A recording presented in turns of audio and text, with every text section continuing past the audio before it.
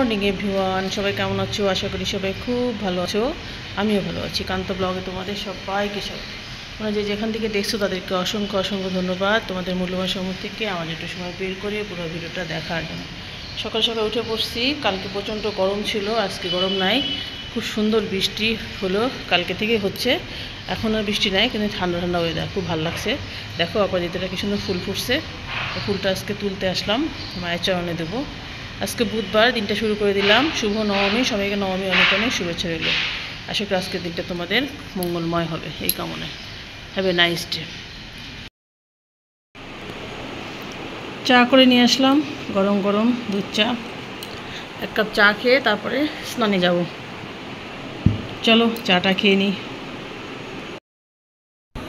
সবাই উঠে পড়ছে, ঘরটাগুলো সুন্দর করে গোছায় নিই। পূজা পূজা পূজা পূজা দেখো প্রায় শেষের দিকে। আজকের দিনটা হলেই শেষ, কালকে দশমী। আবার এক বছরের মনে। মা আসার আগে আনন্দ, আস্তে আস্তে তাড়াতাড়ি চলে যায় পূজাটা, খুব খারাপ লাগে।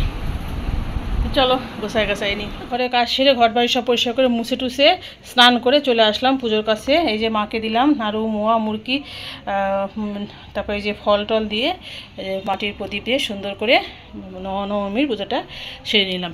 সব দেব দেবীকে দিয়ে দিছি সমানভাবে। চলো পূজাটা সেরে তারপরে রেডি হব। তারপরে পূজা টুজো সেরে চলে আসলাম মন্দিরে। মোটামুটি 11:30 বেজে গেছে। 11:30 থেকে 12টার মধ্যে অঞ্জলি থাকে, তারপরে আর থাকে না। তারপরে নবমীর পুজো শুরু হবে। নবমী আরও পুজো বাকি থাকে। নবমীর দিন আরও বেশি পুজোর ঝামেলা থাকে। অষ্টমীর দিনও থাকে, নবমীর দিনও থাকে। তো এই যে অনেক লোকজন জুটে গেছে। আবার দেখি সাংবাদিকরাও সব ছিল, সাংবাদিকরা সব ভিডিও করছে। তারপরে অঞ্জলি টঞ্জলি দিয়ে মন্দির থেকে বের হয়ে আসলাম। এসে দেখি যে কী সুন্দর সুন্দর সব ব্যান্ড কাঁকড়া উঠছে, খুব ভালো লাগছিলো, তাই এগুলো ভিডিও করলাম একটু। তো মেয়ে এই লাল এই চুলে দেওয়ার কাঁটাগুলো নিল, আর হচ্ছে আমি কিছু নিইনি, আমি হচ্ছে এমনি ভিডিও করছিলাম, ভালো লাগছিলো দেখতে। আর এদিকে দেখো, এদিকে এত আশাই হয়নি। এতগুলো মন্দির, সিলেটে তো প্রচুর পুজো হয়, আর সবগুলো মন্দির দেখাও সম্ভব হয় না। দুই তিনটা বাকি থেকে যায়। তো এই যে কত কিছু হলো উঠছে, দেখো সবাই কেনাকাটা করছে, ভালো লাগছে। আমি সকালের দিকে তো আমরা গেছি, সকালের দিকে কিন্তু ভিড়টা খুব কম থাকে, কিন্তু সন্ধ্যার পর ওরে বাপরে বাপ, কঠিন অবস্থা। সন্ধ্যার পরে যাওয়াটা খুবই রিস্কি।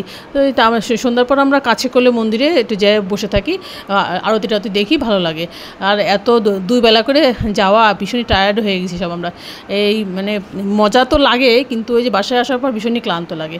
তো আমি একটা গোপালের জন্য জামা নিলাম, দুটো জামা নিলাম, আর কিছু নিইনি। তারপরে আমরা চলে আসছি বালুচর দুর্গা বাড়িতে। এখানেও এসে দেখি যে খুব সুন্দর মেলা বসছে, প্রচুর লোকজন, একদম পূজা ভরপুর, জমজমাট। সবাই খুব আনন্দ করছে, ভালো লাগছে ভীষণ।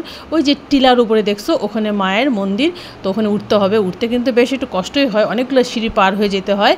তো মায়ের মন্দিরে আমরা চলে আসছি। এসে ধূপকাঠি মোমবাতি সমস্ত জ্বালিয়ে দিলাম। আর এখানে আছে বাবা মহাদেবের মন্দির। মায়ের মন্দিরের পাশে তো বাবা মহাদেবের মন্দির থাকবে, তোমরা জানো। তো বাবা মহাদেবের মন্দিরেও গেলাম, যে প্রণাম টনাম। এই যে এটা বাবা মহাদেবের মন্দির, আর পাশে মা দুর্গার মন্দির। এখানে মা স্থাপিত হয়, রূপার মা, একদম পুরোটা হচ্ছে পিতলের, ছোট্ট 10 হাত। এটা সবসময় পূজিত হয়। দেখো কি সুন্দর কাশি বাজাচ্ছে এই মেয়েটা, মন্দিরে কর্তৃপক্ষেরই এটা মেয়েটা, খুব সুন্দর। এখানে বলি হচ্ছে, মা চামুণ্ডার বলিদান হচ্ছে, এই জন্যে সবাই সব সরে গেছে। যা জানো তোমরা যে মা চামুণ্ডা ভীষণই রাগী, এই জন্যে ভক্তরা সবসময় সরে যায়। মা দুর্গারই আর এক রূপ মা চামুণ্ডা হচ্ছে বলি গ্রহণ করে, মা দুর্গা কখনো বলি গ্রহণ করে না, এই জন্যে চামুণ্ডার জন্য বলি দেওয়া হচ্ছে। তারপরে দেখো কত সুন্দর সুন্দর ফুল উঠছে, ভীষণ ভালো লাগলো। তো আমি একটু ভিডিও করে নিলাম। চারিদিকটা পরিবেশটা খুব ভালো।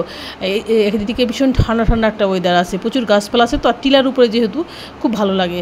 তো আমরা মন্দির প্রাঙ্গণ থেকে আস্তে আস্তে বের হয়ে চলে আসছি। তো মেয়ে একটু ফুচকা খেলো, আর আমি খেলাম আইসক্রিম। আমার ফুচকাটা সব ভালো লাগছে না, ফুচকাটা রাত্রে ভালো লাগে। তো আমি বললাম রাত্রে যদি বের হই তো রাত্রে খাবো। আর এই দেখো প্রচুর লোকজন, সবাই সব কেনাকাটা করছে। আর এই যে ফোড়নের জন্য সমস্ত কিছু বেড়ে নিছি, পেঁয়াজ, রসুন, আদা, তেজপাতা, এই যে জিরা, এলাচ, এগুলো সব ফোড়নে দেবো। আর সালাদটা কেটে রাখছি। মাংস আর ভাত করব আজকে দুপুরের জন্য, বেশি কিছু করব না। দুপুর পার হয়ে গেছে, মোটামুটি 3টে বেজে গেছে। আমরা প্রায় 2টার সময় মন্দিরেই ছিলাম। তো রান্নাবাড়ি শেষ করে নিই, খাওয়া দাওয়া করে আবার সন্ধ্যার পরেও বাড়াবো। আজকেই তো লাস্ট নবমী রাত্রে। তো চলো রান্নাবাড়ি শেষ করে। দেখো রসুন, আদা, তেজপাতা, গরম মশলা, জিরা ফোড়ন দিয়ে সমস্ত সুন্দর করে ভেজে নিচ্ছি মশলাগুলো। তারপরে মাংসটা দেবো, মেরিনেট করা মাংসটা। এই দেখো বন্ধুরা, রান্নাবাড়ি শেষ। এই যে ভাত বেড়ে নিয়ে আসলাম ছেলে আর মেয়ের জন্য। বড়মশা এখনো আসেনি, আসলে তারপরে আমি আর বড়মশা খাবো। আর এই যে দেখো আজকে স্পেশাল মেনু, নবমী স্পেশাল খাসির মাংস, আর এই যে সালাদ। আর কিছু করিনি। এটা খাওয়া দাওয়া করে বেশ বেলায় হয়ে গেছে, দুপুর পার হয়ে গেল। আসছি তো 2টার সময়, তারপর ধরো আসে রান্নাবাড়ি করলাম। চলো ওদেরকে খেতে দিয়ে দিই। আর আজকের মতো ভিডিওটা এখানেই শেষ করে দিচ্ছি। যদি এখান থেকে দেখলে তাদেরকে অসংখ্য ধন্যবাদ, তোমাদের মূল্যবান সময় থেকে আমাদের একটু সময় বের করে পুরো ভিডিওটা দেখার জন্য। তো ফিরে আসছি কালকে নতুন একটা ভিডিও নিয়ে। আজকে নবমীটা খুব ভালোভাবে কাটলো, পুষ্পাঞ্জলি দেওয়ার মাধ্যমে শুরু করছিলাম সকালটা। তারপরে ঠাকুর দেখলাম, দেখে বাসায় এসে স্পেশাল খাসির মাংস দিয়ে, আমাদের প্রিয় মাংস দিয়ে সেবা করলাম। তো চলো টাটা, গুড নাইট আর সুইট ড্রিম। খাসির মাংস কার কার প্রিয়? আমার তো ভীষণই প্রিয়, আমার অনেক ভালো লাগে খাসির মাংস। খাসির মাংস দিয়ে আমি 1 প্লেট ভাত বেশি খেতে পারি, দারুণ লাগে।